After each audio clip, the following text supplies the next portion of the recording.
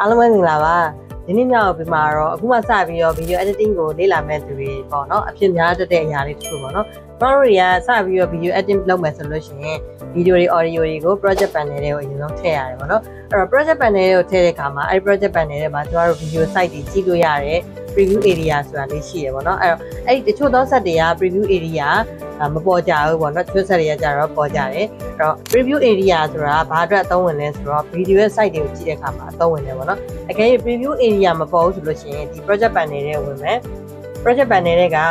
ဒီ panel menu လေးပေါ့နော် panel menu လေးကိုနှိပ်ပြီးတော့ preview area ဆိုတဲ့အားလေးကိုအမှန်ချထားရမှာဖြစ်ပါတယ်အဲ့တော့ဒီ preview area ကိုအမှန်မချထားဘူးဆိုလို့ရှိရင်ဒီအပေါ်မှာသူ့ရဲ့ဒီ video နဲ့ပတ်သက်တဲ့အသေးစိတ်ဘာ video ဆိုတာကိုအကျဉ်းအပြည့်ကြည့်လို့မရဘူးပြီးရင် video ရဲ့ site တွေကိုကြည့်လို့မရဘူးပေါ့နော်အကယ်၍ကြည့်ချင်တယ်ဆိုလို့ရှိရင်တော့ preview area ခေါ်ရမှာဖြစ်ပါတယ်အဲ့တော့ဒီ project panel ရဲ့ panel menu လေးကိုနှိပ်မယ် preview area လေးကိုနှိပ်တဲ့အခါမှာဒီမှာသူ့ရဲ့